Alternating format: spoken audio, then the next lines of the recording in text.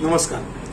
आता आपण शेवटच्या टप्प्यामध्ये आलोय, ज्याच्यामध्ये आपल्याला हा फॉर्म ऑप्शन फॉर्म जो आपण भरला आहे, मुलाच्या इच्छेप्रमाणे आपण आधी संपूर्ण जीपी ठाण्याचे कॉलेजेस घेतले आहेत. जीपी ठाण्यामध्ये कॉम्प्युटर घेतला आहे, आयटी घेतला आहे, तर तेच कॉलेज हवं असल्यामुळे आपण मेकॅनिकल पण घेतलं आहे, सिव्हिल पण घेतलं आहे.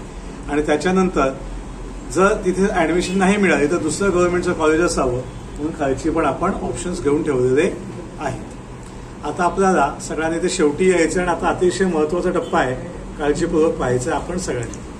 तर इथे एंटर पासवर्ड केल्यावरती आपल्याला जो आपला पासवर्ड आहे तो एंटर करायचा आहे. आता मी जो एक पासवर्ड आहे माझा तो एंटर करत आहे.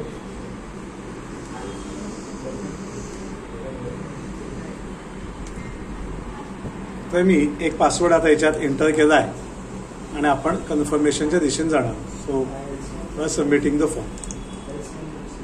आता हा विचारतो आपल्याला, do you want to confirm option form. म्हणजे बोर्ड आपल्याला सहजासहजी चूक होऊन देत नाही, तो परत परत विचारतात दोनदा, तर आपण एकदा ओके दाबलं किंवा पुन्हा मागे जायचा रस्ता नाही. नक्की जाऊया. अशा रीतीने आपण आता पुढच्या प्रवासाला आलोय.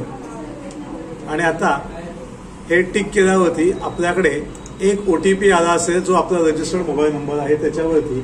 तर आता आपण तो ओटीपी घेऊया आणि तो ओटीपी याच्यात टाकूया, म्हणजे आपल्याला पुढे जायला सोपं होईल.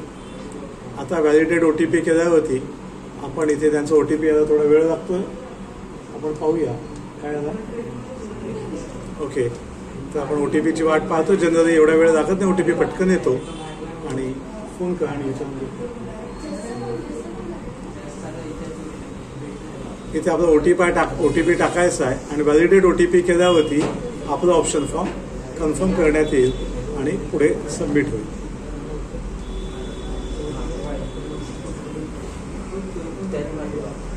सांगा हॅलो. बरं पाहून घेतो. हो. आणि आता आपण ओटीपी टाकत आहोत. त्यामुळे कधी सांग मोठ्यांचं 80545471. त्यामुळे कधी ओटीपीला वेळ लागला तरी आपण पेशन्स ठेवावा आणि ओटीपी आल्यावरती व्हॅलिडेट ओटीपी हे बटन दाबावं. अशा रीतीने आपला ऑप्शन फॉर्म 100% सबमिट झालेला आहे. त्याच्यानंतर जो आपण आपला ऑप्शन फॉर्म भरला तो इथे चेक करू शकता, तो आपण कन्फर्म केला आहे. आणि जो आपण ऑप्शन फॉर्म भरला आहे त्याची जर आपल्याला प्रिंटआउट काढायची असेल कॅप 1ची, तर आपण प्रिंट ऑप्शन फॉर्म हे बटन दाबावं आणि मग इथे तो जो रिस्पेक्टिव्ह कॅन्डिडेटचा आहे तो ऑप्शन फॉर्म आपल्याला पाहायला मिळेल. प्रिंट बटन दाबावं की तो प्रिंट होईल आणि आपण याची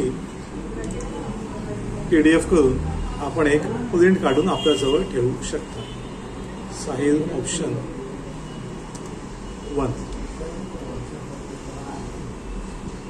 सेव्ह केला की अशा रीतीने आपल्याला या गोष्टी मिळतील.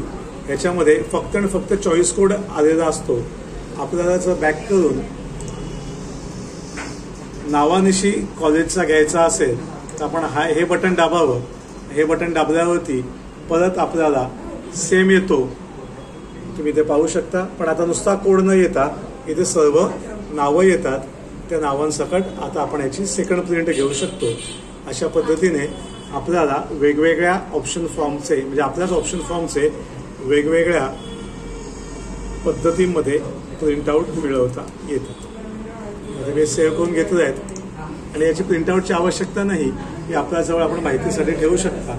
आणि आज झाल्यावरती आठवणीने मागे यायचं आहे आणि आपण आपल्या सिस्टीममधून लॉग आउट करायचा आहे. तर थँक्यू मित्रांनो. अशा रीतीने आपण ऑप्शन फॉर्म भरलेला आहे आणि मी जोशी सर इथे आपली रजा घेतो. आणि आपल्याला काही डाऊट डिफिकल्टी असतील तर आपण नक्की आम्हाला कळवा, त्याप्रमाणे आपण आपल्याला मदत करू शकतो. धन्यवाद.